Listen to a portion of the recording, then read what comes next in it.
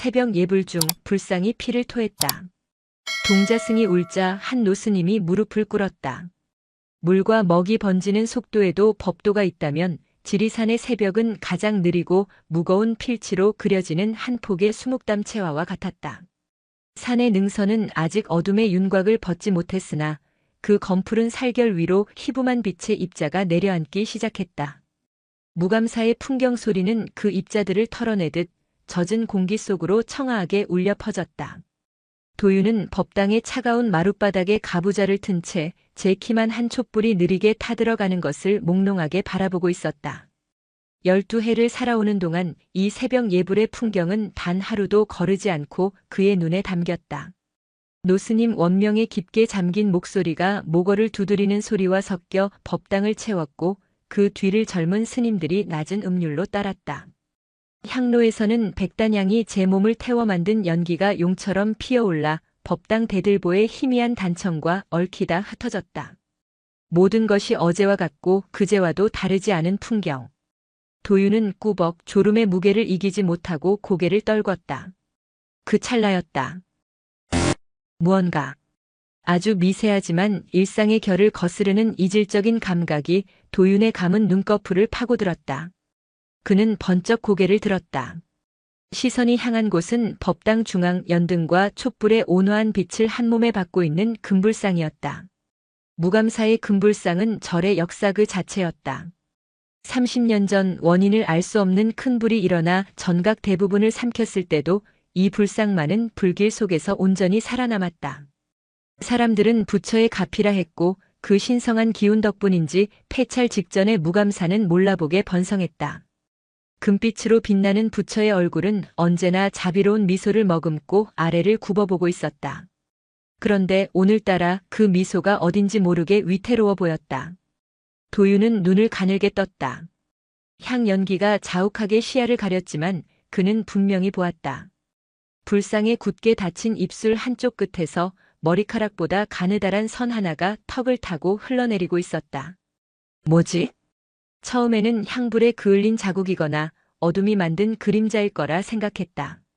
하지만 촛불이 흔들릴 때마다 그 선은 끈적한 액체처럼 미세하게 빛을 반사했다. 색깔은 검붉었다.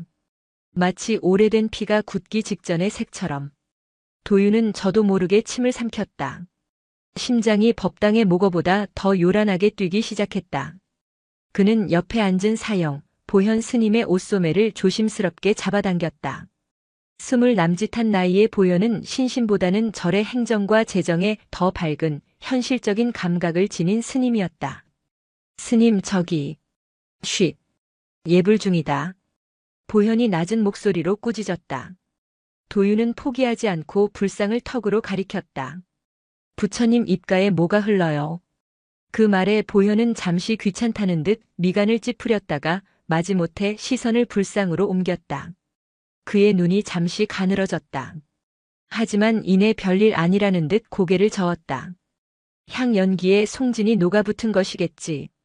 어서 예불에 집중하거라. 송진. 소나무에서 나오는 끈적한 수액. 일리 있는 말이었다. 법당 기둥과 대들보는 모두 수백 년 된 소나무로 만들어졌고 늘 피우는 향과 촛불의 열기에 송진이 녹아내려 불상에 튈 수도 있었다. 도유는 스스로를 납득시키려 애썼다. 그래, 그저 송진일 뿐이다. 하지만 그의 눈은 자꾸만 그 검붉은 선에 가서 박혔다. 송진이라면 저렇게 선명한 붉은색일 리가 없었다. 그리고 무엇보다 코끝을 스치는 저 냄새는 백단향의 향긋함에 섞인 아주 희미하지만 분명한 쇠 비린내였다. 예불이 끝났다.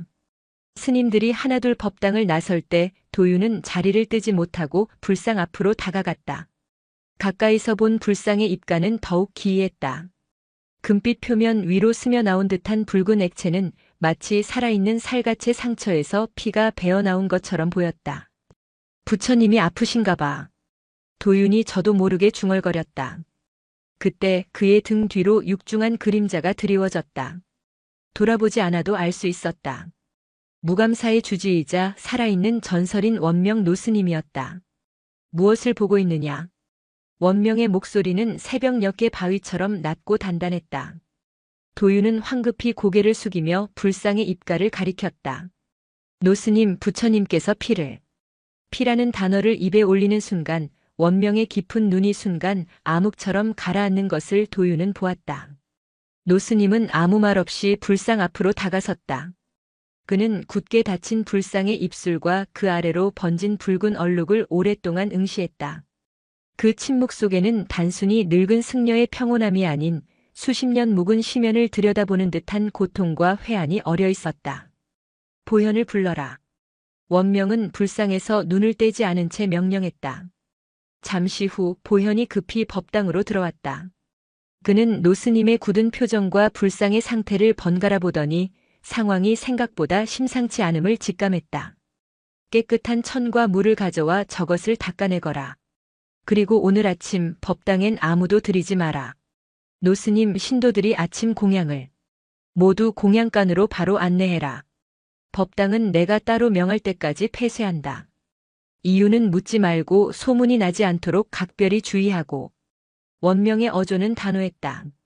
보현은 더 이상 묻지 못하고 합장한 뒤 물러났다. 도윤은 그 모든 과정을 숨죽여 지켜보았다. 노스님은 마치 끔찍한 비밀이 새어나가는 것을 막으려는 사람처럼 보였다.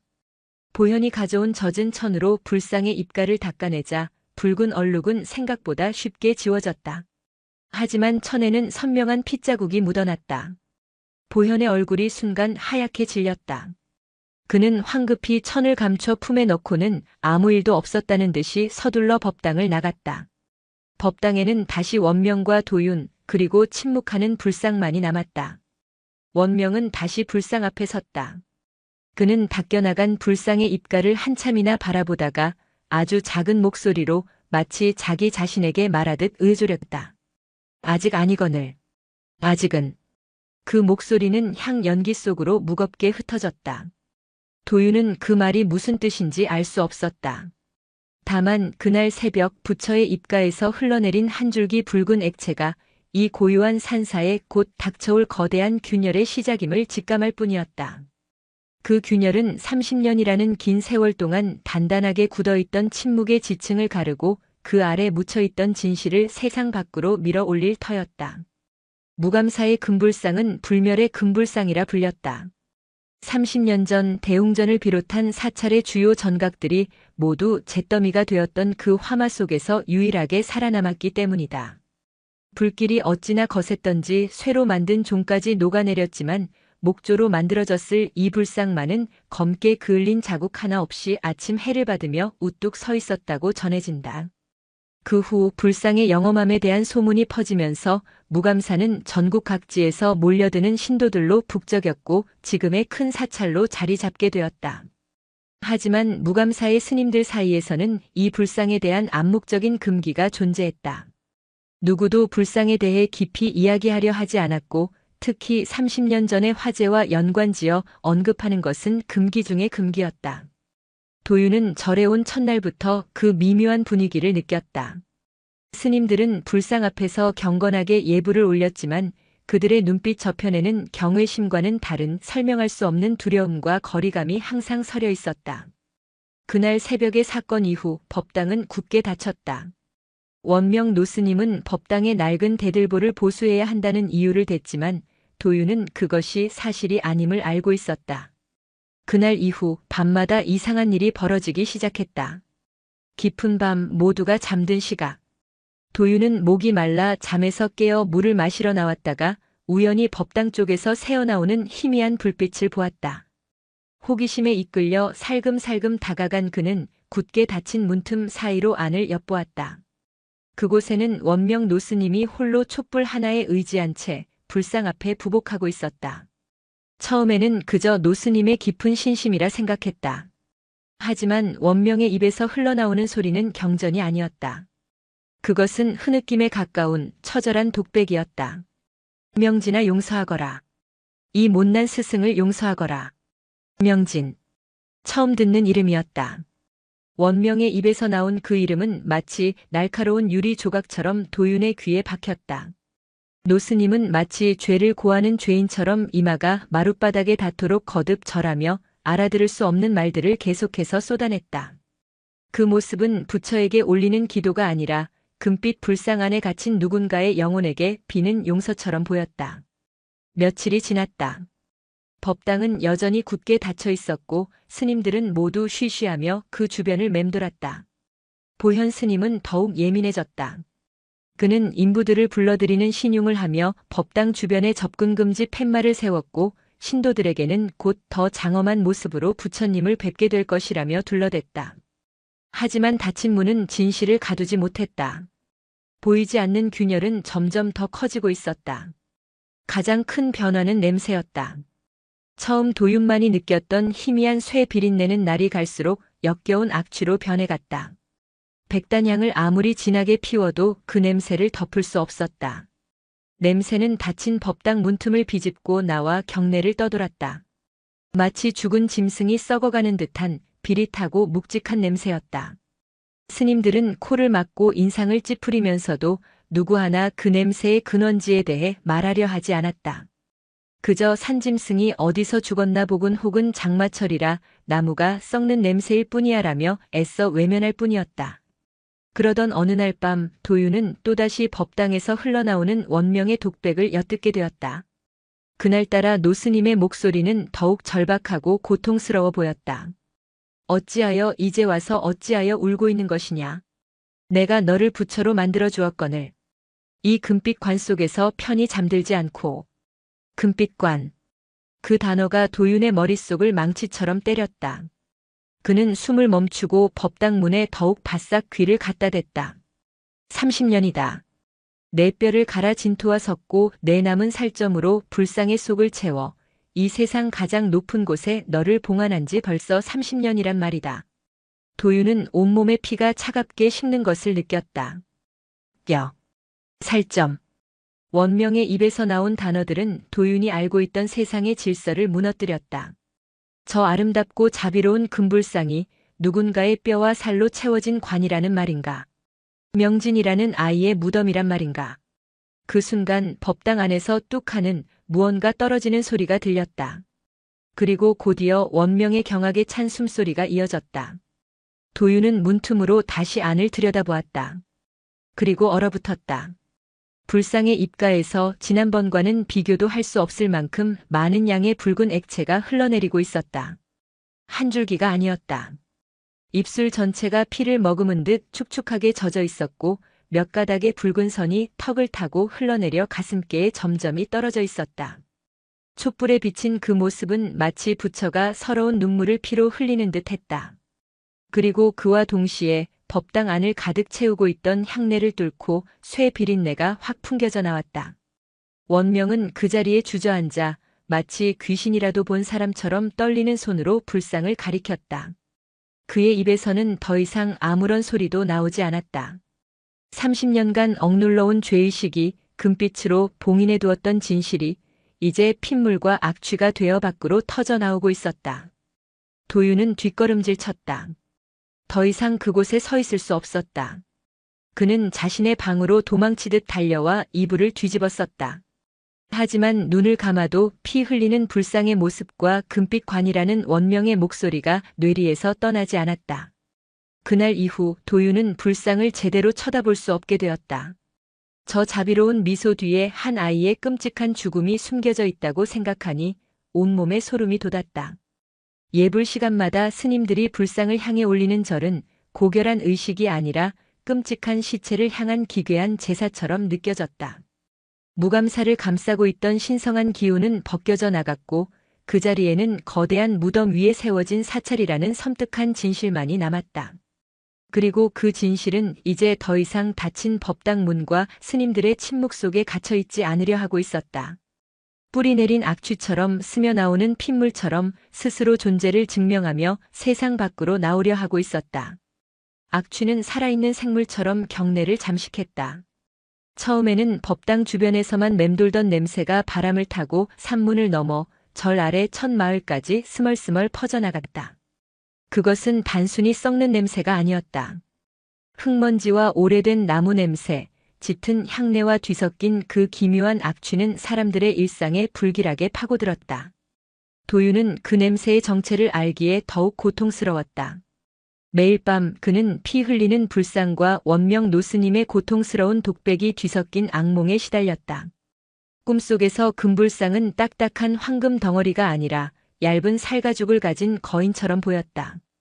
그 살가죽 안에서 무언가 꿈틀거렸고 닫힌 입술 사이로 끊임없이 검붉은 피와 함께 명진이라는 이름을 토해냈다.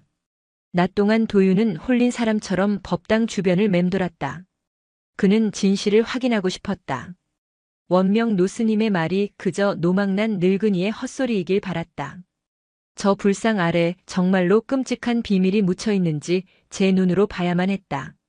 며칠을 망설인 끝에 그는 모두가 점심 공양을 위해 공양간에 모인 틈을 타 몰래 법당 뒤편으로 향했다. 굳게 닫힌 문 대신 그는 낡은 창살 틈으로 안을 살폈다.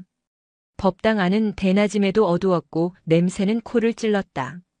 불상은 여전히 그 자리에 서 있었다. 며칠 전 보았던 핏자국은 더욱 넓게 번져 이제는 가슴을 지나 무릎 근처까지 흘러내린 것처럼 보였다. 불상 아래 받침돌. 원명의 독백과 자신의 의심이 향한 곳은 불상이 올라앉은 거대한 화강암 받침돌이었다. 저 돌 아래 모든 비밀이 있을 것만 같았다. 도윤은 법당 옆에 쌓아둔 장작더미에서 튼튼한 쇠지렛 대를 하나 찾아들었다. 작고 마른 체구였지만 진실을 향한 열망은 소년에게 초인적인 힘을 불어넣었다. 그는 굳게 잠긴 법당 문을 쇠지렛대로 억지로 비틀어 열었다. 삐걱거리는 쇠소리가 적막한 경내에 섬뜩하게 울렸다. 안으로 들어서자 밖에서보다 몇 배는 더 지독한 악취가 훅 끼쳐왔다. 도윤은 옷소매로 코와 입을 막고 불상으로 다가갔다. 가까이서 본 불상은 처참했다. 금빛 표면은 얼룩덜룩한 핏자국으로 뒤덮여 있었고 자비로운 미소는 고통스러운 절규처럼 보였다. 도윤은 불상을 잠시 올려다본 뒤 쇠지렛대를 불상과 받침돌 사이의 틈에 찔러 넣었다. 그리고 온 힘을 다해 지렛대를 눌렀다. 육중한 불상은 꿈쩍도 하지 않았다. 도윤이 땀을 뻘뻘 흘리며 다시 한번 힘을 주려던 그 순간이었다. 네 이놈, 지금 무얼 하는 것이냐?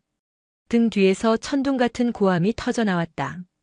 화들짝 놀라 돌아본 곳에는 원명 노스님이 믿을 수 없다는 표정으로 서 있었다. 그의 얼굴은 분노로 붉게 달아올라 있었고 손은 부들부들 떨리고 있었다. 공양간에 있어야 할 노스님이 어찌된 영문인지 이곳에 나타난 것이었다. 그것은 너 같은 놈이 볼 것이 아니다. 당장 그 손 떼지 못할까? 원명은 이성을 잃은 사람처럼 달려들어 도윤의 뺨을 거세게 후려쳤다. 도윤은 마룻바닥에 나동그라졌다. 입안에서 비릿한 피맛이 번졌다. 원명은 거기서 그치지 않고 쓰러진 도윤의 등을 마구잡이로 때리기 시작했다. 그것은 훈육을 위한 매질이 아니었다. 필사적으로 무언가를 지키려는 자의 광기 어린 폭력이었다. 보지 마라 보지 마. 노스님은 울부짖으며 도윤을 때렸다. 그 순간 법당 밖이 소란스러워졌다. 문을 부수는 소리와 노스님의 고함에 놀란 스님들과 심상치 않은 냄새의 근원을 찾아 절까지 올라온 마을 사람들이 법당 앞으로 몰려든 것이었다. 아니, 이게 무슨 냄새야? 법당 안에서 나는 것 같은데 문이 부서졌네. 보현 스님이 황급히 달려와 광분한 원명을 말렸다. 마을 사람 몇몇은 이미 열린 문틈으로 법당 안의 끔찍한 광경을 목격하고 경악을 금치 못했다. 피로 뒤덮인 불상, 널브러진 도윤, 그리고 이성을 잃고 폭력을 휘두르는 주지 스님. 평화롭고 신성하던 무감사의 모습은 온데간데 없었다. 상황이 걷잡을 수 없이 커지자 보현은 스님들에게 소리쳤다. 어서 불상을 가려라. 어서. 스님 몇몇이 허둥지둥 법당 구석에 있던 거대한 흰 천을 가져와 불상을 덮으려 했다. 하지만 그들이 불상에 천을 덮어 씌우는 순간 끔찍한 일이 벌어졌다. 천을 잡았던 스님 하나의 손이 불상의 표면에 닿자 마치 잘 익은 과일 껍질이 벗겨지듯 금박의 일부가 뚝 떨어져 나간 것이다. 그리고 그 안에서 금빛과는 전혀 다른 검붉고 축축한 무언가가 모습을 드러냈다. 그것은 마치 오래된 흙과 솜 그리고 머리카락 같은 것들이 뒤엉켜 썩어가는 덩어리처럼 보였다. 그리고 그 덩어리 사이에서 핏물이 질펀하게 스며 나오고 있었다. 으악! 그것을 본 마을 사람들이 비명을 지르며 뒷걸음질 쳤다. 그 순간 사람들 뒤편에서 모든 것을 지켜보던 한 허리 굽은 노파가 나직이 중얼거렸다. 그녀는 30년 전 무감사 인근에서 사라진 아이의 마지막을 기억하는 유일한 증인이었다. 30년 전 꼭 이맘때였지. 절에 불이 나고 아이 하나가 사라졌지. 아주 영특하고 그림 그리기를 좋아하던 아이였는데 노파의 목소리는 비수처럼 날아와 원명의 심장에 꽂혔다. 스님들이 황급히 천으로 불상을 감쌌지만 이미 늦었다. 축축한 천 아래로 붉은 피가 서서히 그리고 선명하게 스며 나오기 시작했다. 마치 거대한 상처에서 흐르는 피를 더 이상 막을 수 없다는 듯이 30년간 금빛 관 속에 봉인되었던 진실이 마침내 제 모습을 드러내고 있었다. 시간이 멎었다. 법당 안의 공기는 무게를 가진 납덩이처럼 사람들의 폐부를 짓눌렀다. 스님들이 급히 덮은 흰 천은 상처를 가리는 붕대 역할을 하지 못했다. 오히려 그 아래에서 번져나오는 붉은 얼룩은 감추려 할수록 더욱 선명하게 제 존재를 드러내는 지울 수 없는 죄의 흔적 같았다. 마을 사람들의 경악과 수군거림, 스님들의 당혹스러운 침묵, 그리고 뺨을 맞은 채 나동그라져 헐떡이는 어린 동자승. 이 모든 혼돈의 중심에 원명 노스님이 서 있었다. 도윤을 향해 휘둘렀던 손을 허공에 든 채 그는 핏기 가신 얼굴로 허망하게 불상을, 아니 흰 천에 쌓인 흉물을 바라보고 있었다. 30년이라는 세월을 버텨온 그의 단단한 둑이 마침내 무너져 내리고 있었다. 명진아. 모두의 귀를 의심하게 하는 쥐어짜는 듯한 신음이 노스님의 입에서 흘러나왔다. 그는 더 이상 서 있지 못하고 그 자리에 풀썩 무릎을 꿇었다.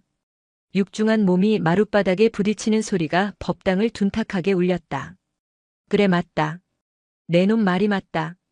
원명은 넋나간 사람처럼 중얼거리며 고개를 끄덕였다. 그의 시선은 군중 속 30년 전 사라진 아이를 기억하는 허리 굽은 노파에게 향해 있었다. 그 아이는 사라진 것이 아니다. 내가. 차마 말을 잇지 못하고 그는 마른 오열을 터뜨렸다. 위엄과 자비로 가득했던 노스님의 얼굴은 온데간데없고 깊게 팬 주름 사이로 회한과 죄책감이 강물처럼 흘렀다. 그 모습을 지켜보던 보현 스님이 다급하게 그를 부축하려 했다. 노스님, 정신 차리십시오. 사람들 앞입니다. 하지만 원명은 그 손을 뿌리쳤다. 그는 마치 마지막 남은 힘을 다하려는 듯 몸을 일으켜 마을 사람들과 제자들 앞에 바로 섰다. 그리고 천천히 자신의 승복 옷고름을 풀기 시작했다. 모두가 숨을 죽였다. 이윽고 드러난 그의 마른 가슴에는 30년의 세월이 흘렀음에도 불구하고 흉측하게 아물어 있는 오래된 화상 자국이 검붉게 새겨져 있었다.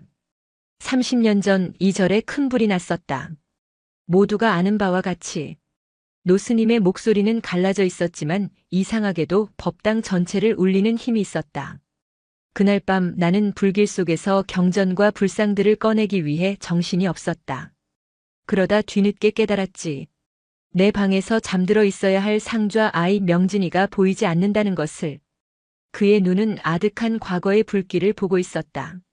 명진이는 유난히 그림 그리기를 좋아하던 아이였다. 특히 불상 그리는 것을 좋아했지. 그날도 내가 선물한 새먹과 종이를 들고 밤늦도록 무언가를 그리다 잠이 들었을 것이다. 내가 조금만 더 빨리 아이를 살폈더라면. 원명은 말을 멈추고 거친 숨을 몰아쉬었다. 내가 불길을 해치고 방으로 뛰어들어갔을 때 아이는 이미 대들보에 깔려 숨을 거둔 뒤였다. 작은 손에는 마지막까지 타다 남은 부처의 얼굴 그림 한 조각을 쥐고 있었지. 내 불찰이었다.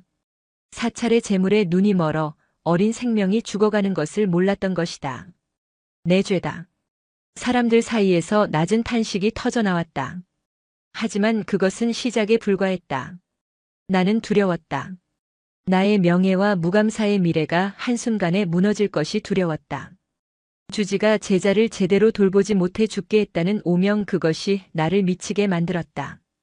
그래서 나는 해서는 안 될 짓을 저질렀다. 원명은 떨리는 손으로 피 묻은 천에 쌓인 불상을 가리켰다. 나는 그 아이의 시신을 아무도 모르는 뒷산에 숨겼다. 그리고 불이 꺼진 뒤 유일하게 타지 않은 이 불상을 보며 끔찍한 생각을 했지. 그래, 이 아이를 부처로 만들자. 가장 고귀한 부처로 만들어 평생 속죄하며 살자. 그러면 나의 죄도 이 아이의 원혼도 씻겨나갈 것이다. 라고. 충격적인 고백에 법당은 물을 끼얹은 듯 조용해졌다. 사람들은 눈앞의 노승이 악마인지 미치광이인지 분간할 수 없다는 표정으로 그를 바라보았다. 나는 밤마다 몰래 아이의 시신을 수습했다. 뼈를 추려 곱게 갈아 흙과 오칠에 섞고 남은 살점과 머리카락은 삼배에 싸서 불상의 속을 채웠다. 그리고 그 위에 금박을 입혔다. 내 제자 명진이의 무덤 위에 황금 옷을 입혀 부처를 만든 것이다. 그의 고백은 잔인한 칼날이 되어 듣는 이들의 심장을 후벼 팠다. 도유는 마룻바닥에 엎드린 채 온몸을 부들부들 떨었다.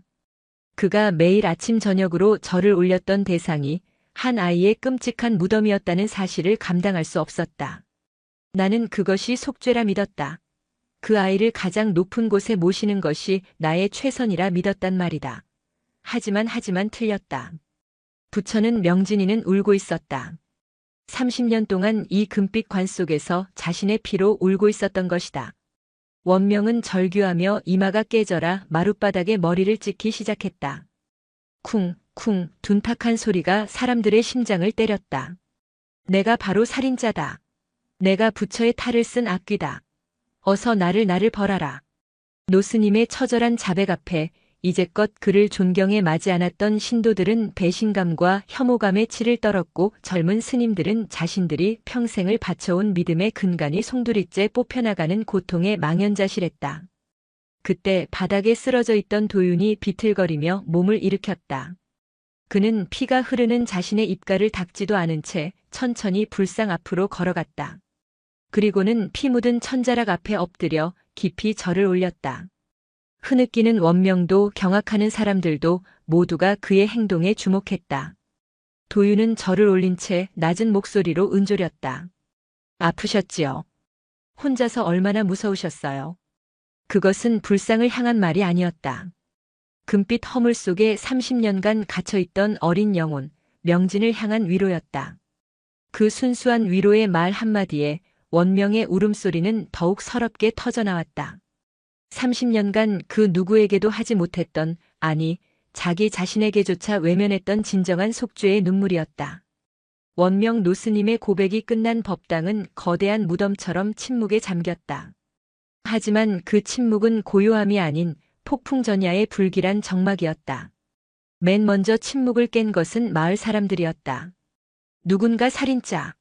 라고 소리쳤고 그 외침은 도화선이 되었다. 어떻게 사람의 시신으로 불상을 만들 수가 있어? 우리가 저 끔찍한 것에 대고 기도를 했단 말인가? 신성 모독이다. 여긴 절이 아니라 도살장이었어. 분노와 배신감에 휩싸인 고함들이 봇물 터지듯 쏟아졌다.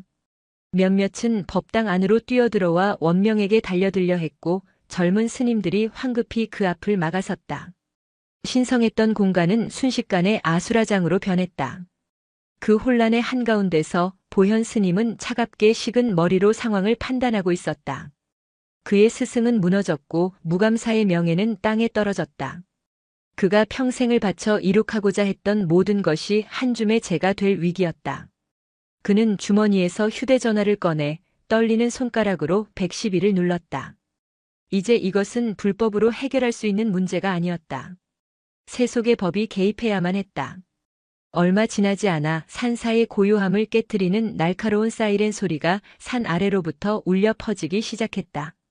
경찰차 2대가 흙먼지를 일으키며 경내로 들어섰고 제복을 입은 경찰들이 차에서 내렸다. 그들의 등장은 혼란스러운 상황에 종지부를 찍는 듯 보였지만 실은 더 큰 균열의 시작일 뿐이었다. 경찰들은 법당 주변의 노란색 출입통 제선을 둘렀다. 신성한 부처의 공간과 더러운 범죄의 현장을 가르는 한 줄의 경계선이었다. 사람들은 통제선 밖으로 밀려났고 원명 노스님은 살인 및 사체 유기 혐의로 수갑이 채워졌다. 그가 경찰차에 오르는 순간까지 노스님은 단 한마디의 변명도 저항도 하지 않았다.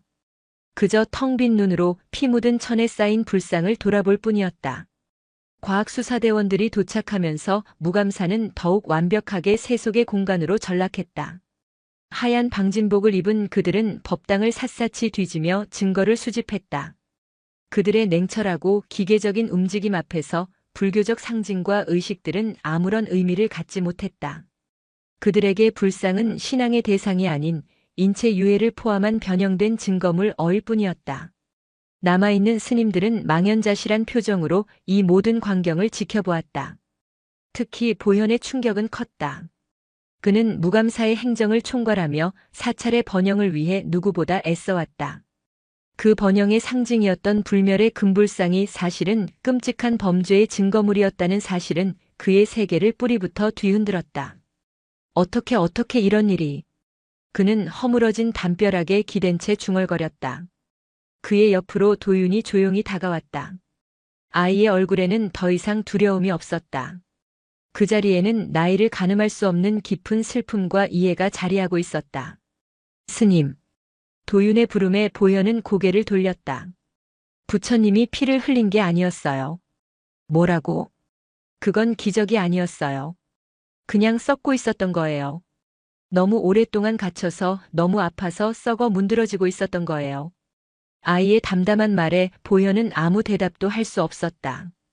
그랬다. 그들은 기적이라 믿었던 혹은 애써 외면했던 그 현상의 본질을 이제야 마주하고 있었다.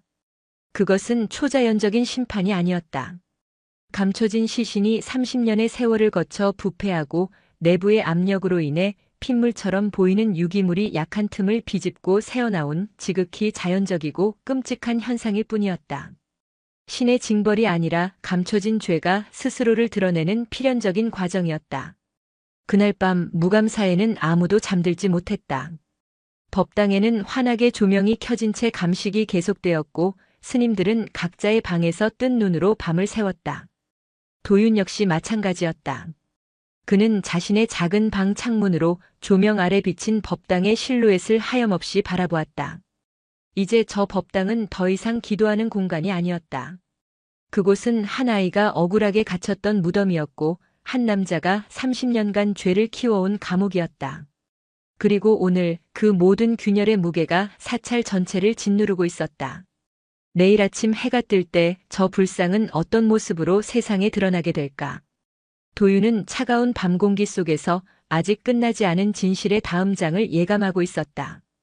다음 날 아침 해가 뜨기도 전에 더 많은 경찰과 기자들이 무감사로 몰려들었다. 산사의 입구는 카메라와 취재 차량으로 북새통을 이뤘다.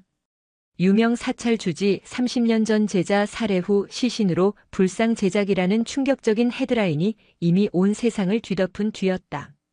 경찰은 불상 해체 작업을 시작했다. 문화재 전문가와 법의학자가 동행했다. 작업은 극도의 신중함 속에서 진행되었다. 이것은 단순한 증거물 해체가 아니라 한때 수많은 사람들의 믿음의 대상이었던 성물을 파괴하는 행위였기 때문이다. 먼저 불상을 덮고 있던 피 묻은 흰 천이 거쳤다. 그러자 밤새 더욱 심해진 악취와 함께 흉측하게 변해버린 불상의 모습이 드러났다.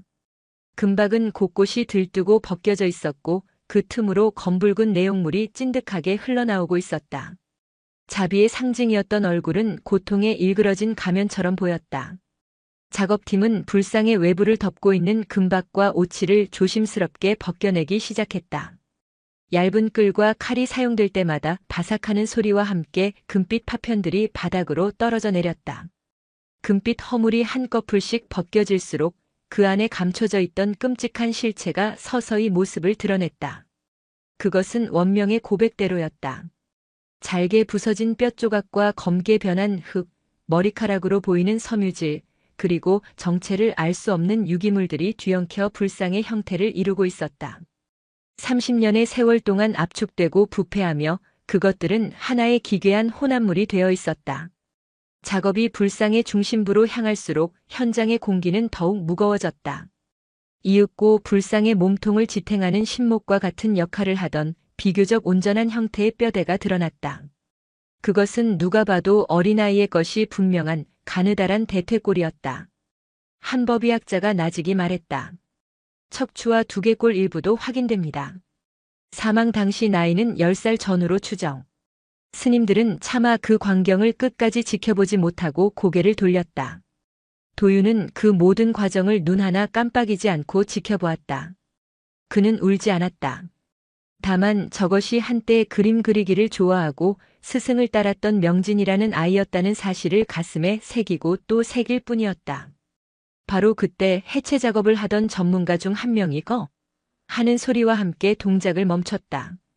그는 핀셋을 이용해 뼈와 흙더미 사이에서 조심스럽게 무언가를 꺼내 올렸다. 그것은 오칠과 유기물에 뒤덮여 있었지만 형태를 알아볼 수는 있었다. 작게 접힌 한지 조각이었다. 모두의 시선이 그 작은 종이 조각에 집중되었다. 감식반장이 그것을 조심스럽게 펼치자 그 안에 담긴 내용이 드러났다. 그곳에는 아이의 서툰 필체로 쓰인 글씨와 먹으로 그린 작은 그림이 있었다. 세상에서 가장 자비로우신 우리 스님 얼굴. 글씨 옆에는 앳된 아이가 그린 원명 노스님의 초상이 그려져 있었다. 비록 서툴렀지만 존경과 애정이 듬뿍 담긴 해맑은 그림이었다. 명진이는 죽기 직전 자신을 가장 아껴주던 스승의 얼굴을 그리고 있었던 것이다. 그리고 원명은 그 순수한 마음이 담긴 종이 조각마저 아이의 시신과 함께 불상 안에 봉인해버렸다. 그림이 공개되는 순간 현장을 지키던 보현 스님은 결국 주저앉아 오열했다. 그는 원명을 괴물이라 생각했다. 하지만 저 그림은 원명이 한때는 진심으로 제자를 아끼던 스승이었음을, 그리고 그 죄책감이 얼마나 깊었는지를 동시에 증명하고 있었다. 죄는 한순간의 선택이었지만 그 죄를 덮기 위한 30년의 세월은 그를 진짜 괴물로 만들어버린 것이었다. 한편 경찰서 취조실에 앉아있던 원명은 담담하게 모든 것을 자백하고 있었다. 그의 이야기는 더 이상 변명이나 자기 합리가 아니었다. 그는 명진이를 구하지 못했던 순간부터 시신을 유기하고 불상을 만들었던 과정, 그리고 지난 30년간 밤마다 불상 앞에서 홀로 참회했던 시간들까지 모두 털어놓았다. 그 그림은 명진이가 나를 위해 그려준 마지막 선물이었소. 나는 차마 그것을 버릴 수가 없어서 아이와 함께 부처님 품으로 보내주면 좋은 곳으로 갈 것이라 믿었소. 어리석었지. 내가 한 짓은 공양이 아니라 진실을 영원히 묻어버리려 한 기만이었을 뿐. 모든 뼈가 수습되고 불상은 마침내 텅 빈 껍데기만 남았다. 한때 무감사의 상징이었던 금불상은 이제 차가운 증거물 보관 상자에 담겨 저를 떠났다. 법당 중앙에는 불상이 사라진 좌대만이 덩그러니 남아 거대한 상실감을 증명하고 있었다. 그날 오후 30년 전 아이를 기억하던 노파가 경찰의 요청에 따라 참고인 조사를 마치고 저를 찾아왔다. 그녀는 아무도 없는 법당, 텅 빈 좌대 앞에 국화꽃 한 송이를 내려놓았다. 이제라도 편히 가거라, 명진아. 노파의 작은 속삭임이 텅 빈 법당을 울렸다. 30년간 금빛 관 속에 갇혀있던 아이의 마음은 이제야 세상 밖으로 나와 작은 그림 한 장으로 남았다. 그리고 그가 남긴 질문은 무감사에 남은 모든 이들의 마음에 무겁게 새겨졌다. 과연 진정한 속죄란 무엇이며 용서는 누구의 몫인가? 불상이 사라진 자리는 그 답을 찾아야 할 새로운 시작점이 되고 있었다. 경찰과 기자들이 썰물처럼 빠져나간 무감사에는 무겁고 질긴 침묵만이 남았다.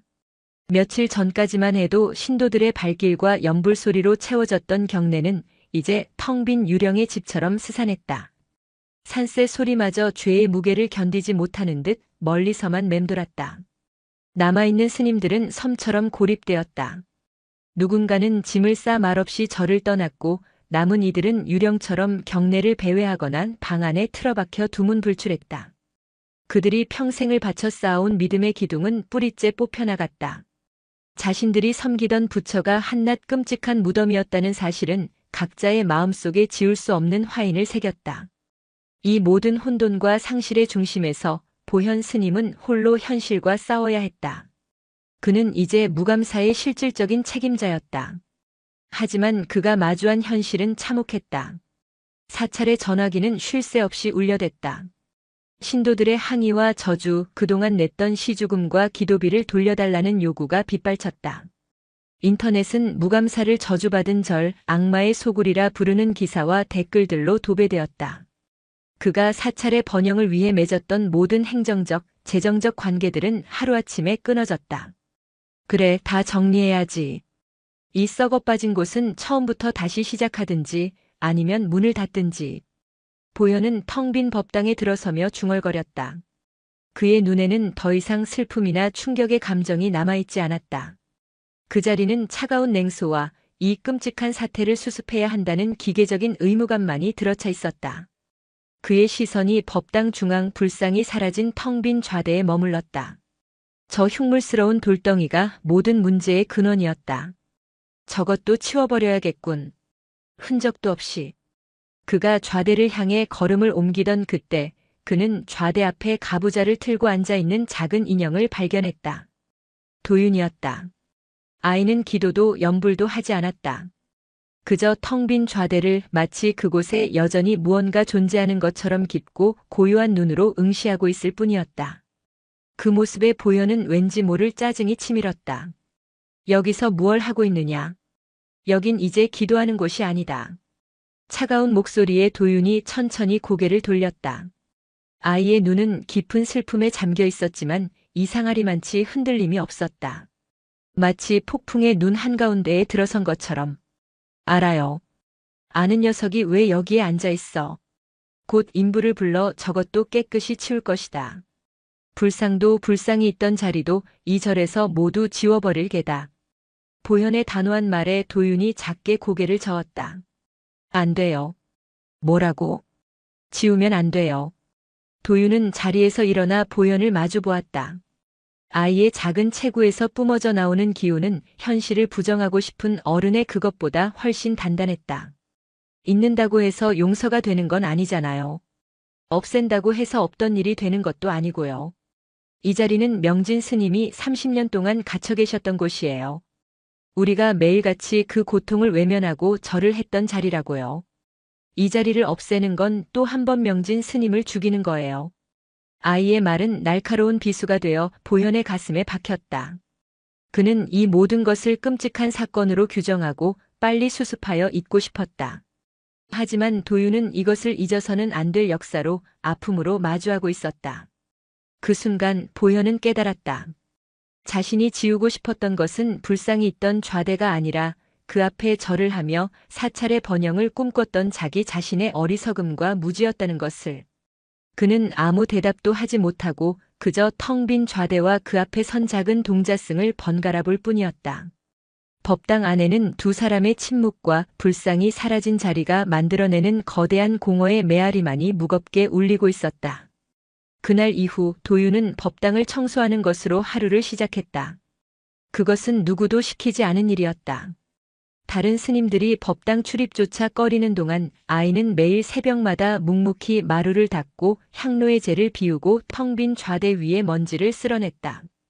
그것은 속죄의 행위이자 명진이라는 이름 모를 소년을 향한 자신만의 추모 의식이었다. 명진은 누구였을까? 어떤 아이였을까? 도윤의 머릿속은 온통 그 생각뿐이었다. 원명 노스님의 고백과 사람들의 말 몇 마디로는 그 아이의 삶을 짐작할 수 없었다. 그는 단순한 피해자나 뼈 조각이 아니라 이곳 무감사에서 웃고 울고 꿈을 꾸며 살았던 한 명의 소년이었을 터였다. 그러던 어느 날 보현은 사찰의 낡은 서류와 물품들을 정리하라며 도윤에게 창고 청소를 지시했다. 쓸모없는 것들은 모두 태워버려라. 과거의 흔적은 남겨서 좋을 게 없다.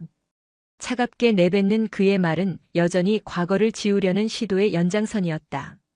창고는 수십 년간 쌓인 먼지와 묵은 잡동사니로 가득했다. 낡은 경전, 부서진 목기, 빛바랜 연등 사이에서 도윤은 구석에 처박혀 있던 낡은 오동나무 상자 하나를 발견했다. 뚜껑을 열자 희뿌연 먼지가 공기 중으로 흩어졌다. 그리고 그 안에는 한 아이의 시간이 고스란히 잠들어 있었다. 빛바랜 동자승복 몇 벌, 손때 묻은 작은 목각 인형, 그리고 달아빠진 붓과 벼루. 상자의 맨 아래에는 두툼한 종이 뭉치가 놓여 있었다. 조심스럽게 꺼내 펼치자 그것은 한 권의 그림 모음집이었다. 종이는 누렇게 변색되었지만 그 위에 남겨진 먹선은 30년의 세월을 뛰어넘어 생생하게 살아있었다. 그림 속에는 30년 전 셔터를 누른 듯한 무감사의 풍경이 담겨 있었다. 불타기 전의 대웅전, 젊은 시절의 스님들, 마당을 뛰노는 강아지, 처마 밑에 집을 지은 제비가족. 모든 그림에는 서툴지만 따뜻한 시선과 애정이 깃들어 있었다. 그리고 유독 많은 페이지를 차지하는 것은 불상과 원명 노스님의 모습이었다. 그림 속 원명은 늘 자비로운 미소를 띠고 있었고 그의 머리 위에는 존경의 의미인 듯 둥근 광배가 그려져 있었다. 도윤은 숨을 죽인 채 한 장 한 장 그림을 넘겼다. 이것이 바로 명진이었다. 그림 그리기를 좋아하던 아이. 스승을 부처처럼 따르던 아이. 그는 더 이상 끔찍한 사건의 희생양이 아니었다. 이 그림들 속에서 생생하게 살아 숨쉬는 따뜻한 마음을 가진 소년이었다. 도윤은 그림 뭉치를 품에 안고 창고를 나섰다. 이것만큼은 태울 수 없었다. 그는 절 아래 마을 30년 전 아이를 기억하던 노파의 집을 찾아갔다.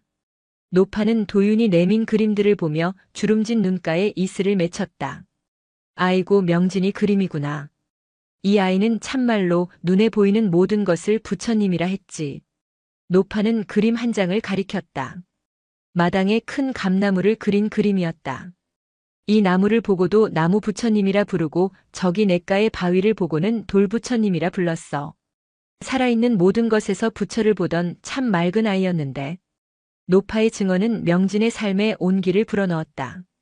그날 오후 절로 돌아온 도윤은 그림 뭉치를 들고 법당으로 향했다. 그곳에는 며칠 만에 모습을 드러낸 늙은 스님 한 명이 텅 빈 좌대를 보고 있었다. 그는 원명과 함께 무감사에 머물렀던 가장 오래된 스님이었지만 사건 이후 줄곧 칩거하고 있었다. 늙은 스님은 도윤이 들고 있는 그림들을 보더니 깊은 한숨을 내쉬었다. 명진이의 것이로구나. 그는 가장 마지막 장 미처 다 완성되지 못한 채 얼룩진 그림을 가리켰다. 그것은 경찰이 명진의 시신과 함께 발견했던 원명의 얼굴을 그린 바로 그 그림이었다. 원명 스님은 명진이를 제자 이상으로 아꼈다.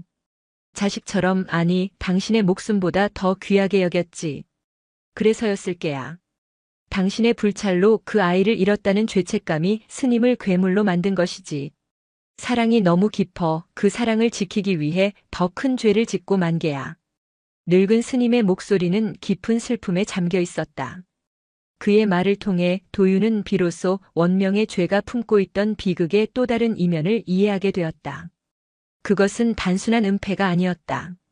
뒤틀리고 썩어 문드러진 그러나 지독하게 슬픈 사랑의 한 형태였다. 명진의 그림들은 그의 억울한 죽음뿐만 아니라 그를 죽음으로 몰고 간 스승의 비뚤어진 마음까지도 함께 증언하고 있었다. 원명 노스님의 재판은 일사천리로 진행되었다. 스스로 모든 죄를 자백했고 증거는 명백했다. 30년 전 화재는 촛불이 넘어지며 발생한 단순 사고였으며 명진의 죽음은 사고사, 그리고 그 이후의 모든 것은 원명의 단독 범행이라는 결론으로 사건은 종결되는 듯했다. 무감사는 이제 세상의 기억 속에서 서서히 잊혀갈 터였다. 하지만 모두가 그렇게 믿고 있을 때 새로운 불씨가 조용히 타오르기 시작했다. 한 시사 주간지의 젊은 여기자가 무감사를 찾아왔다. 박서연이라는 이름의 그녀는 경찰의 발표를 곧이곧대로 믿지 않는 집요함을 가진 사람이었다. 모두가 사건의 끔찍함에만 집중할 때 그녀는 왜라는 질문을 놓지 않고 있었다. 그토록 제자를 아꼈다는 노승이 왜 하필 시신을 불상 안에 숨기는 신성모독적이고 발칙한 방법을 택했을까? 그저 뒷산에 묻어버릴 수도 있었을 텐데. 보현은 취재를 원하는 그녀를 냉정하게 돌려보냈다. 더 이상의 소음은 무감사에 아무런 도움이 되지 않았다. 하지만 박 기자는 포기하지 않고 절 주변을 맴돌다 법당을 청소하고 나오는 도윤과 마주쳤다. 꼬마야, 잠깐 얘기 좀 할 수 있을까? 도윤은 경계했지만 박 기자의 눈빛에는 선정적인 호기심이 아닌 진실을 알고 싶어하는 진지함이 담겨 있었다. 그녀는 도윤에게 몇 가지 질문을 던졌다. 불상이 피를 흘리기 시작한 게 정확히 언제부터였니? 원명 스님이 밤마다 불상 앞에서 혼잣말을 했다고 들었는데 혹시 명진 외에 다른 이름을 말한 적은 없었어? 30년 전 화재에 대해 절에 있는 다른 스님들에게서 뭔가 들은 이야기는 없고 그녀의 질문들은 도윤이 미처 생각해보지 못했던 지점들을 날카롭게 파고들었다. 그날 밤 도윤은 잠자리에 누워 박 기자의 질문들을 곱씹었다. 그리고 무언가에 이끌린 듯 다시 명진의 그림 뭉치를 펼쳐들었다.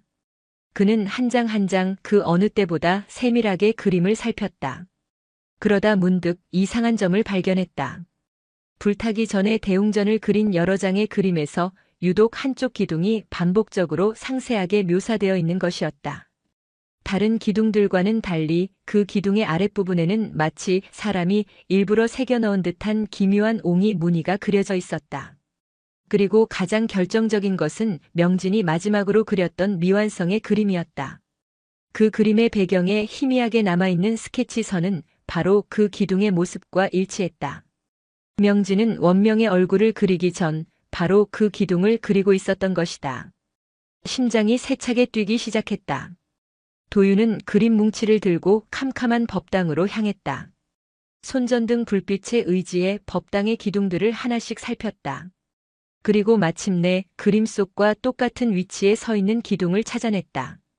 겉보기에는 다른 기둥과 다를 바 없었다. 하지만 손전등을 가까이 비추자 그림 속 옹이 무늬가 있던 자리가 주변보다 미세하게 더 매끄럽고 색이 다른 것을 발견할 수 있었다. 마치 무언가를 파냈다가 다른 나무 조각으로 메우고 그 위를 덧칠한 흔적처럼 보였다. 도윤은 손가락으로 그 부분을 조심스럽게 쓸어보았다. 매끈한 감촉 아래 무언가 단단한 경계선이 느껴졌다. 그 순간 도윤의 머릿속에 하나의 가설이 섬광처럼 스쳐 지나갔다. 30년 전의 화재는 정말 단순한 사고였을까? 원명 노스님은 정말 이 모든 비극의 유일한 가해자였을까? 어쩌면 명진이는 그 불길 속에서 자신이 죽어야만 했던 진짜 이유를 마지막 그림 속에 남겨두려 했던 것은 아닐까? 지금까지 모두가 믿어 의심치 않았던 진실의 표면 아래 더 깊고 어두운 비밀이 숨겨져 있을지 모른다는 의심의 씨앗이 도윤의 마음속에 뿌리를 내리기 시작했다. 밤은 죄를 숨기기도 하지만 때로는 진실을 드러내는 가장 정직한 배경이 되기도 한다. 도윤은 손전등 불빛 하나에 의지한 채 30년의 침묵을 머금은 낡은 기둥 앞에 서 있었다. 그림 속 옹이 자국과 똑같은 위치에 남겨진 미세한 수리의 흔적. 그것은 더 이상 우연이나 착각이 아니었다. 명진이라는 아이가 마지막 순간에 남기려 했던 필사적인 외침이었다. 혼자서는 안 돼. 도윤은 직감했다. 이 기둥 안에 무엇이 있든 그것을 혼자 감당할 수는 없었다. 이 비밀은 한 아이의 힘으로 파헤치기에는 너무나 깊고 어두웠다. 그는 자신에게 왜라는 질문을 던져주었던 유일한 어른 박서연 기자를 떠올렸다. 다음 날 아침 도윤은 보현 스님의 눈을 피해 절 아래 마을의 공중전화로 향했다. 박 기자가 건네주었던 명함 뒤편의 번호를 조심스럽게 눌렀다. 수화기 너머의 목소리는 잠이 덜 깬 듯 했지만 무감사 동자승이라는 말에 순간 날카롭게 깨어났다. 뭔가 찾았니? 그들은 그날 오후 인적이 드문 산 중턱의 약수터에서 다시 만났다. 도윤은 품속에서 명진의 그림 뭉치와 문제의 기둥 부분을 몰래 베껴 그린 종이를 꺼내 보였다. 명진 스님은 마지막에 원명 노스님을 그린 게 아니었어요. 이 기둥을 그리고 있었어요. 박 기자는 두 그림을 번갈아 보며 미간을 좁혔다. 그녀의 눈이 예리하게 빛났다. 기자의 직감은 경찰의 수사 기록이나 공식 발표 너머에 있는 조각난 사실의 파편들을 꿰어 맞추고 있었다. 화재가 모든 걸 덮어버렸어.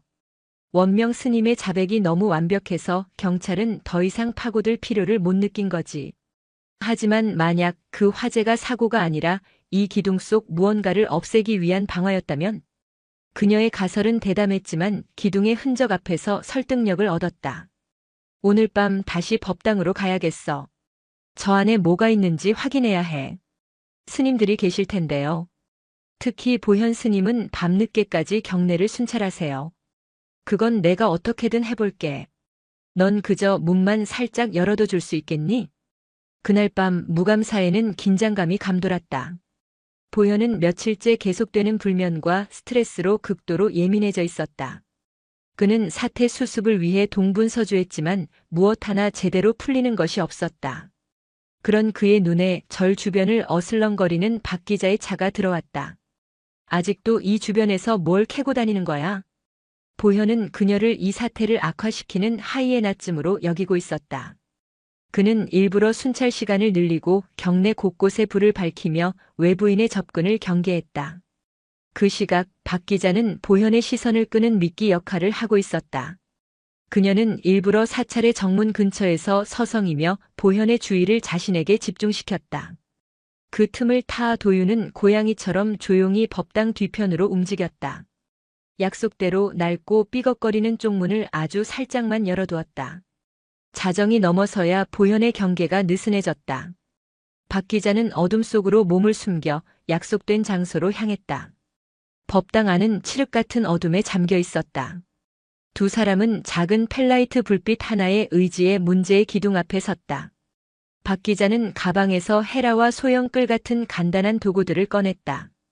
그녀는 능숙한 솜씨로 나무를 메운 흔적의 경계선을 조심스럽게 긁어내기 시작했다. 낡은 나무가 미세한 가루를 흘리며 조금씩 틈을 벌렸다. 도윤은 숨을 죽인 채 그 모습을 지켜보았다. 얼마나 지났을까?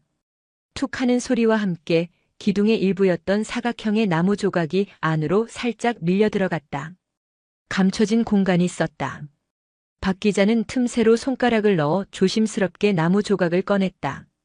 그러자 기둥의 깊숙한 곳에 아이 주먹만 한 작은 공간이 모습을 드러냈다.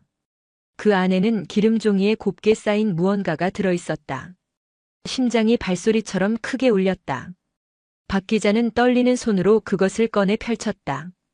기름 종이 안에는 또 다른 종이가 아닌 얇게 깎은 나무 판자가 들어있었다. 그리고 그 위에는 칼끝으로 새겨 넣은 듯한 그림이 남아 있었다. 그것은 명진의 마지막 작품이었다.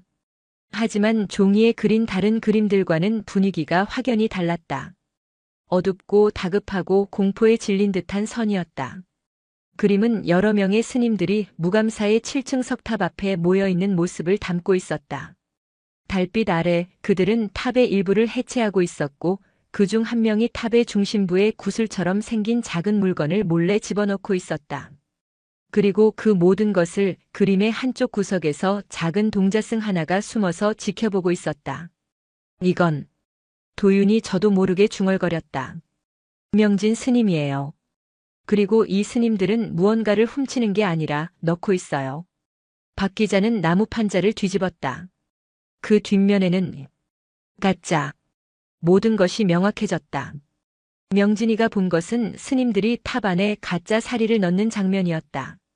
30년 전 폐찰 직전에 무감사를 일으켜 세운 기적.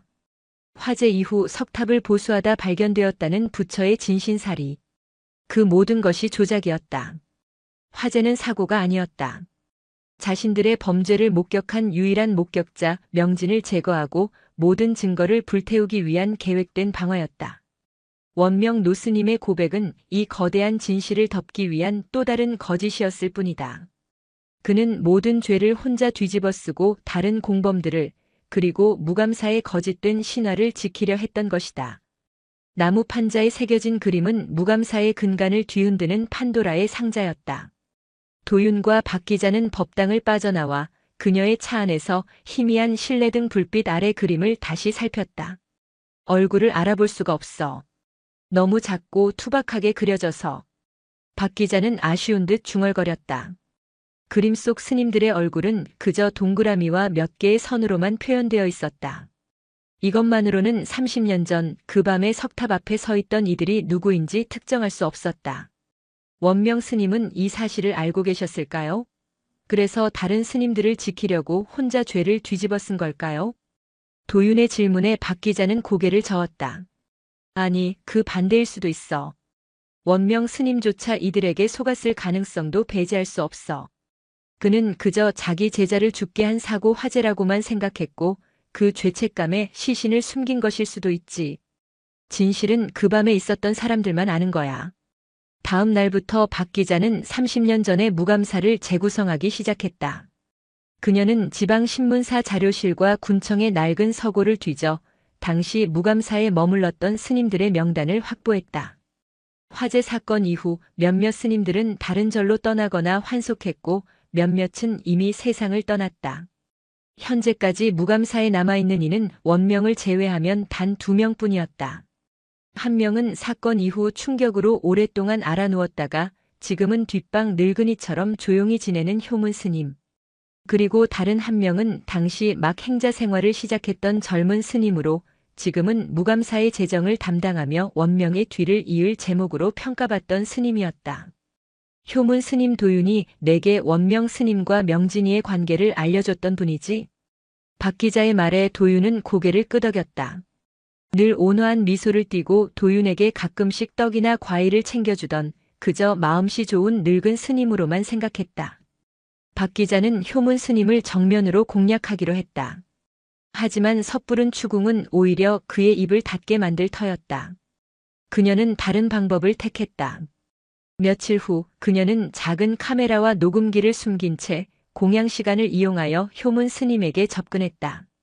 스님, 잠시 여쭐 것이 있습니다. 무감사의 역사를 정리하는 중인데 30년 전 화재 이후에 발견되었다는 사리에 대해 조금 더 자세히 듣고 싶어서요. 그 사리가 발견된 덕분에 지금의 무감사가 있게 된 것 아닙니까? 그야말로 기적 같은 일이죠. 그녀는 기적이라는 단어에 힘을 주어 말했다. 그 순간 음식을 나르던 효문의 손이 미세하게 떨리는 것을 박 기자는 놓치지 않았다. 효문은 당황한 기색을 애써 감추며 헛기침을 했다. 허허, 옛날 일이라 기억이 가물가물하구먼. 부처님의 가피가 아니었겠는가. 그래도 이상합니다. 보통 사리는 고승의 유골을 수습할 때 발견되는데 석탑을 보수하다가 발견되었다는 건 참 드문 일이라서요. 마치 누군가 그곳에 일부러 넣어두기라도 한 것처럼요. 그렇죠, 스님? 박 기자의 말은 질문의 형태를 띤 칼날이었다. 효문의 얼굴이 하얗게 질렸다. 그는 시선을 피하며 자리에서 일어나려 했다. 내 몸이 좋지 않아서 이만. 명진이라는 아이도 그 기적을 보았을까요? 그림 그리기를 좋아했다던데 혹시 밤에 몰래 석탑을 그리다가 부처님의 기적이 일어나는 순간을 목격하지는 않았을까요? 결정타였다. 명진과 석탑이라는 단어가 함께 나오자 효문에 무너져 내렸다. 그는 휘청거리며 뒷걸음질 쳤고 그 모습은 죄를 지은 자의 전형적인 공포 반응이었다. 나는 아무것도 모르오. 아무것도. 효문은 비명처럼 소리치며 자신의 방으로 도망치듯 사라졌다. 그의 격한 반응은 현장에 있던 몇몇 스님들의 이목을 집중시켰다. 그리고 그 중에는 이 모든 대화를 심상치 않은 표정으로 지켜보고 있던 보현 스님도 있었다. 그는 박 기자를 향한 의심의 눈초리를 거두고 겁에 질려 사라지는 늙은 스승의 뒷모습을 망연하게 바라보았다. 그가 믿었던 세계에 또 하나의 거대한 균열이 생겨나고 있었다. 효문 스님은 그날 이후로 칩거에 들어갔다. 방문을 걸어 잠근 채 식사조차 거르며 누구와도 마주치려 하지 않았다. 그의 고립은 침묵의 긍정이었다. 박 기자는 그가 스스로 무너지기를 기다렸지만 30년의 죄의식으로 다져진 벽은 생각보다 두꺼웠다. 이번에도 해법을 제시한 것은 도윤이었다. 그는 박 기자의 집요한 추궁이 아닌 다른 방식으로 효문의 닫힌 마음을 열어야 한다고 생각했다. 그것은 명진이가 남긴 또 다른 유산, 그의 그림들이었다. 이른 새벽 동이 트기 전에 어스름이 경내를 감싸고 있을 때 도윤은 효문의 방문 앞에 조용히 섰다. 그는 문을 두드리는 대신 문틈 사이로 명진이 그린 그림 한 장을 밀어넣었다. 그것은 명진이가 그린 여러 장의 그림 중 유일하게 효문 스님이 등장하는 그림이었다. 그림 속에서 젊은 시절의 효문은 작은 동자승 명진에게 자애로운 미소를 지으며 글자를 가르쳐주고 있었다. 그리고 도윤은 작은 목소리로 방 안의 늙은 스님에게 말했다. 명진 스님이 효문 스님을 많이 좋아했나 봐요. 이 그림 속에서는 스님께서 부처님처럼 웃고 계세요. 명진 스님은 아마 스님께서 그러실 줄은 꿈에도 몰랐을 거예요. 방 안에서는 아무런 대답도 들려오지 않았다. 도윤은 그림을 그곳에 둔 채 조용히 물러났다. 하지만 그는 알고 있었다.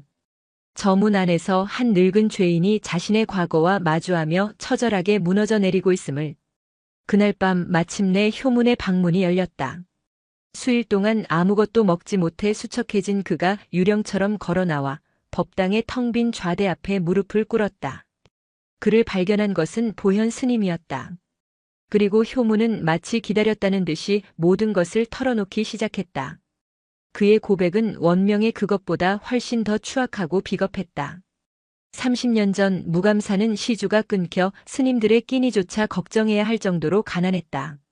당시 주지였던 원명은 오로지 수행에만 전념할 뿐 사찰의 운영에는 무능했다. 이에 불만을 품은 몇몇 중진 스님들이 계책을 꾸몄다. 바로 가짜 사리를 이용해 기적을 조작하고 신도들을 끌어모으자는 것이었다. 효문 역시 그 중심에 있었다. 우리는 그저 저를 살리고 싶었을 뿐이네. 처음에는 정말 그뿐이었어. 그들은 시장에서 구한 유리구슬을 그럴듯하게 포장해 밤에 몰래 석탑 안에 넣었다. 하지만 그 모든 과정을 밤늦도록 홀로 그림을 그리던 명진이가 숨어서 목격하고 말았다. 당황한 스님들은 아이를 붙잡으려 했고 겁에 질린 명진은 법당으로 도망쳤다. 아이를 멈추게 해야 했네. 아이의 입이 열리면 무감사는 끝장이었으니까. 법당 안에서 실랑이가 벌어졌고 그 와중에 누군가 아이를 강하게 밀쳤네. 아이는 넘어지면서 머리를. 효문의 목소리가 격하게 떨렸다. 아이가 쓰러진 곳 옆에 있던 촛대가 함께 넘어지면서 불이 붙기 시작했지. 우리는 너무 놀라 정신을 차릴 수가 없었네. 불길 속에서 우리는 그 아이를 내버려 두고 도망쳤어. 살인자라는 사실보다 사기꾼이라는 사실이 밝혀지는 게 더 두려웠던 게지. 그들의 범죄는 사기에서 시작해 과실치사와 방화, 시신유기로 이어진 끔찍한 연쇄였다. 그리고 효문의 입에서 나온 마지막 고백은 그 자리에 있던 보현을 완전히 무너뜨렸다. 원명 스님은 처음부터 모든 것을 알고 계셨네. 불길이 어느 정도 잡힌 뒤 원명은 뒤늦게 법당에서 대들보에 깔린 명진의 시신을 발견했다. 그리고 그 옆에서 넋이 나간 채 떨고 있는 공범들을 보았다. 그 순간 원명은 모든 진실을 꿰뚫어 보았다. 그분은 우리에게 아무것도 묻지 않으셨네. 그저 이 아이의 죽음은 내 책임이다. 너희는 오늘 밤 아무것도 보지 못했다 라고만 하셨지. 그리고 그날 이후 그는 혼자서 모든 죄를 짊어지고 명진이의 시신으로 불상을 만들었네. 우리들의 죄를 무감사의 추악한 비밀을 자신의 죄로 덮어버린 것이야. 원명의 30년은 단순히 제자를 지키지 못한 죄책감의 시간이 아니었다. 동료들의 죄를 덮고 거짓된 신화 위에 세워진 사찰을 지탱하기 위한 살아있는 지옥 그 자체였다. 그는 공범들을 살리기 위해 스스로 악마가 되었고 그 공범들은 그의 희생 뒤에 숨어 30년간 안락한 침묵을 즐겨왔던 것이다. 보현은 그 자리에 주저앉아 소리 없이 눈물을 흘렸다. 그가 존경했던 스승의 진짜 모습, 그리고 그가 몸담았던 사찰의 추악한 민낯이 한꺼번에 그의 영혼을 난도질하고 있었다. 모든 것이 거짓이었다. 기적도 신성함도 심지어 원명의 죄마저도 거대한 기만의 일부에 지나지 않았다. 효문 스님의 고백은 무감사에 남은 마지막 기둥마저 무너뜨렸다. 법당의 텅 빈 좌대 앞에서 밤을 새운 보현의 눈은 핏발이 서 있었다. 그가 이제껏 믿고 지키려 했던 모든 것이 한낱 추악한 거짓과 위선으로 점철된 신기루였음을 깨달은 고통은 그의 영혼을 잿더미로 만들었다. 그는 더 이상 행정가도 재물을 담당하는 스님도 아니었다. 그는 그저 거대한 사기극의 무대 위에서 노란한 어릿광대였을 뿐이다. 분노와 허무 그리고 스승 원명에 대한 처절한 미안함이 뒤섞여 속을 태웠다. 원명은 혼자서 그 모든 진실을 짊어지고 감옥으로 갔다.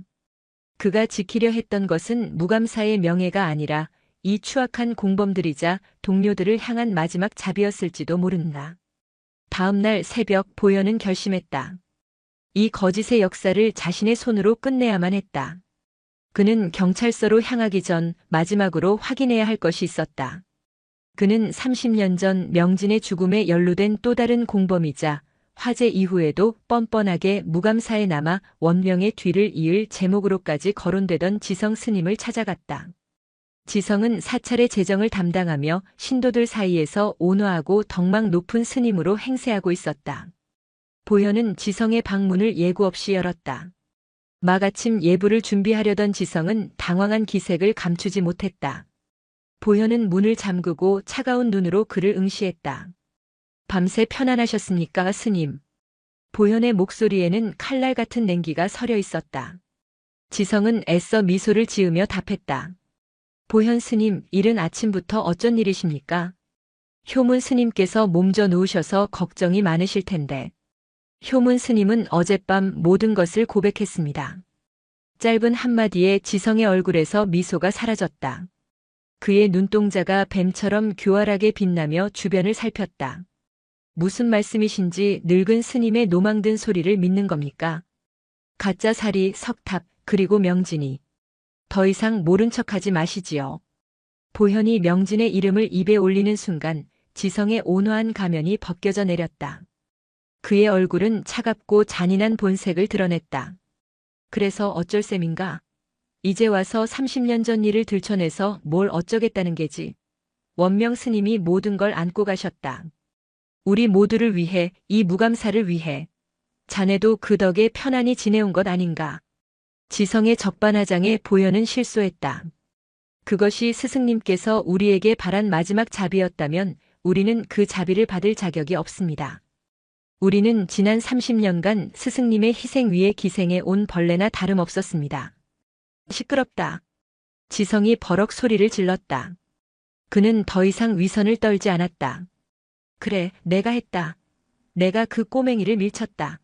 시끄럽게 떠들어대는 입을 막으려 했을 뿐인데 그렇게 쉽게 죽어버릴 줄 누가 알았겠나. 하지만 그 덕에 이 절이 이렇게 커졌고 자네 같은 젊은 놈들도 편히 수행할 수 있게 된 거야. 다 잊고 덮으면 그만인 일을 왜 이제 와서 긁어부스럼을 만드는 게냐. 그것은 참회가 아닌 자기 합리화와 저주에 가까운 절규였다. 보현은 더 이상 그와 말을 섞을 필요를 느끼지 못했다. 그는 조용히 방문을 열고 나왔다.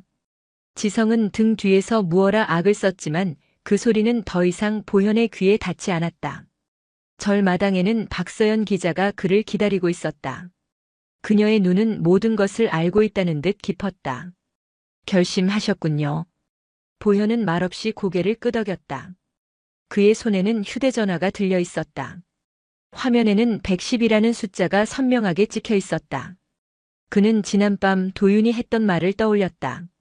없앤다고 해서 없던 일이 되는 것도 아니고요. 그래, 지우는 것이 아니라 드러내야만 했다. 그것이 죽은 명진이와 살아있는 지옥을 택한 스승 원명과 그리고 남겨진 자기 자신을 위한 유일한 속죄의 시작이었다. 보현은 통화 버튼을 눌렀다. 그리고 담담한 목소리로 무감사의 두 번째 고백을 시작했다. 두 번째 고백은 첫 번째보다 더 큰 파문을 일으켰다. 원명 노스님의 비극적인 속죄 서사는 추악한 사기꾼들의 조직적인 범죄 은폐극으로 전락했다. 무감사는 돌이킬 수 없는 나락으로 떨어졌다. 경찰들이 다시 저를 찾았고 효문과 지성을 비롯한 관련자들이 모두 체포되었다. 그들이 수갑을 차고 끌려나가는 모습은 전국의 모든 언론을 통해 생중계되었다. 무감사는 사실상 폐쇄되었다. 신도들의 발길은 완전히 끊겼고 남아있던 몇몇 스님들도 모두 짐을 싸서 떠났다. 거대한 사찰은 이제 텅 빈 폐허나 다름없었다. 모든 것이 무너져 내린 그곳에 보현과 도윤만이 남았다. 며칠 후 보현은 도윤과 함께 법당에 섰다. 텅 빈 좌대 앞이었다. 보현은 더 이상 승복을 입고 있지 않았다. 그는 세속의 옷으로 갈아입은 뒤 자신의 손으로 깎은 작은 나무 위패를 좌대 위에 올려놓았다. 위패에는 고 정명진이라는 아이의 속명이 서툰 필체로 새겨져 있었다. 이제야 내 이름을 제대로 불러주는구나. 보현이 나직이 으쪼렸다. 그는 도윤과 함께 위패를 향해 삼배를 올렸다. 그것은 30년 만에 처음으로 명진이라는 한 소년을 위해 올려지는 진정한 추모의 절이었다. 절을 마친 도윤은 품속에서 명진의 그림 뭉치를 꺼냈다. 그는 그림들을 한 장 한 장 소중하게 넘겨본 뒤 법당 앞마당에 마련된 작은 화로 속으로 조심스럽게 밀어 넣었다. 이걸 왜 태우니? 유일하게 남은 명진이의 흔적인데. 보현이 안타까운 듯 물었다. 도윤은 타오르는 불꽃을 바라보며 대답했다. 이 그림들은 명진 스님이 세상에 남긴 말이잖아요. 이제 모두가 그 말을 들었으니 스님도 편안하게 훨훨 날아가셔야죠. 종이는 불꽃 속에서 순식간에 재로 변하며 하늘로 흩날렸다. 그림 속에 담겨 있던 30년 전의 풍경과 아이의 맑은 시선과 감춰졌던 진실의 단서들이 모두 연기가 되어 사라졌다. 그것은 파괴가 아닌 정화였다. 억울한 영혼을 얽매고 있던 마지막 미련을 태워 진정한 자유를 주는 의식이었다. 그때 절 입구로 작은 인형 하나가 다가왔다. 30년 전 아이를 기억하던 허리 굽은 노파였다. 그녀의 손에는 작은 국화 한 다발이 들려 있었다. 노파는 말없이 법당으로 들어와 좌대 위의 위패 앞에 국화를 내려놓고는 합장했다. 세 사람은 아무 말 없이 한참 동안 타오르는 불꽃과 텅 빈 좌대, 그리고 그 위에 놓인 작은 위패를 바라보았다. 세상은 무감사를 향해 손가락질하고 저주했지만 이 작은 공간 안에서는 비로소 진정한 의미의 속죄가 시작되고 있었다. 그것은 거창한 의식이나 기적이 아니었다. 잊지 않고 기억하는 것, 진실을 마주하는 것, 그리고 떠나간 영혼을 위해 진심으로 기도하는 것. 그것이 남겨진 자들이 할 수 있는 유일하고도 가장 어려운 속죄의 방식이었다. 10년의 세월이 흘렀다. 한때 웅장했던 무감사는 이제 세월의 덮개를 고스란히 뒤집어 쓴 채 자연의 일부로 돌아가고 있었다.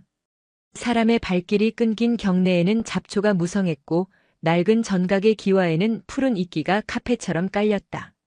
완전한 폐허도 그렇다고 과거의 영광을 간직한 고찰도 아닌 그저 시간이 멈춰버린 공간이었다. 봄볕이 따사로운 어느 오후 한 청년이 그곳을 찾았다. 앳된 티를 벗고 훌쩍 자란 도윤이었다. 그는 환속하여 평범한 학생이 되었지만 매년 이맘때가 되면 이곳을 찾아오곤 했다. 그의 뒤를 따라 중년의 남자가 함께 산을 올랐다. 승복 대신 편안한 일상복을 입은 세월의 흔적이 얼굴에 내려앉은 보현이었다. 그는 큰 죄책감에 스스로 승복을 벗었지만 불법을 떠나지는 않았다. 작은 도시의 상담센터에서 마음이 아픈 사람들을 위해 봉사하며 자신만의 방식으로 속죄의 삶을 이어가고 있었다. 두 사람은 말없이 법당터로 향했다. 지붕의 절반이 무너져 내린 법당 안 중앙에는 여전히 텅 빈 좌대가 자리를 지키고 있었다. 10년의 비바람을 맞으며 검게 변한 좌대 위에는 흙먼지가 쌓여 있었고 그 틈을 비집고 작은 들풀들이 뿌리를 내리고 있었다. 결국 아무도 이곳을 다시 일으키려 하지 않았네요. 도윤이 나직이 말했다. 일으킬 수도 일으켜서도 안 되는 곳이었지. 이곳은 절터가 아니라 우리의 죄와 어리석음이 묻힌 무덤이니까. 보현이 담담하게 대답했다. 그는 더 이상 과거에 괴로워하지 않았다. 그저 그 사실을 자신의 일부로 받아들이고 안고 살아갈 뿐이었다. 두 사람은 좌대 앞에 나란히 앉았다. 따스한 햇살이 무너진 천장을 통해 마치 조명처럼 좌대를 비추고 있었다. 그때 도윤이 좌대의 갈라진 틈새에서 피어난 작은 꽃 한 송이를 발견했다. 척박한 돌틈에서 마치 핏방울처럼 붉고 선명한 색을 가진 작은 산목련이었다. 결국 피 대신 꽃이 피었네요. 도윤의 말에 보현은 희미하게 미소 지었다. 사람들은 기적이라 말하겠지. 하지만 이건 기적이 아니야. 그저 이 땅이 품고 있던 아픔이 이토록 오랜 시간이 흐른 뒤에야 겨우 작은 생명 하나를 밀어올린 것뿐이겠지. 도윤은 고개를 끄덕였다. 그는 10년 전 불상의 입가에서 흐르던 검붉은 액체를 떠올렸다. 그리고 이제야 그 의미를 온전히 깨달을 수 있었다. 부처님은 피를 흘리신 게 아니었어요. 우리에게 보여주신 거였어요. 무엇을? 가장 신성한 곳에 가장 끔찍한 상처가 숨겨져 있다는 것을요. 금빛으로 아무리 덮어도 죄의 상처는 언젠가 골마 터져 피를 흘리게 된다는 것을요. 그 피는 저주가 아니라 이제 그만 곪은 살을 도려내고 치유를 시작하라는 신호였던 거예요. 그 순간 두 사람은 더 이상 불상을 찾지 않았다. 진짜 부처는 황금으로 만든 조각상 안에 있지 않았다. 죄를 고백하며 무너지던 원명의 눈물 속에 진실을 밝히려 했던 박 기자의 집요함 속에 그리고 모든 것을 끌어안고 새로운 삶을 살아가는 보현의 주름진 얼굴과 이 모든 아픔을 기억하고 있는 도윤의 맑은 눈 속에 깃들어 있었다. 부처가 피를 흘렸던 바로 그 자리. 모든 것이 무너지고 사라진 그 텅 빈 좌대 위에서 두 사람은 비로소 진정한 부처를 보고 있었다. 그것은 용서와 구원의 다른 이름이었다. 한 송이 붉은 꽃이 그 모든 기나긴 고통과 속죄의 시간을 증명하듯 조용히 바람에 흔들리고 있었다. 영상이 마음에 드셨다면 구독과 좋아요, 댓글 부탁드립니다. 부탁드립니다. 부탁드립니다. 부탁드립니다. 부탁드립니다.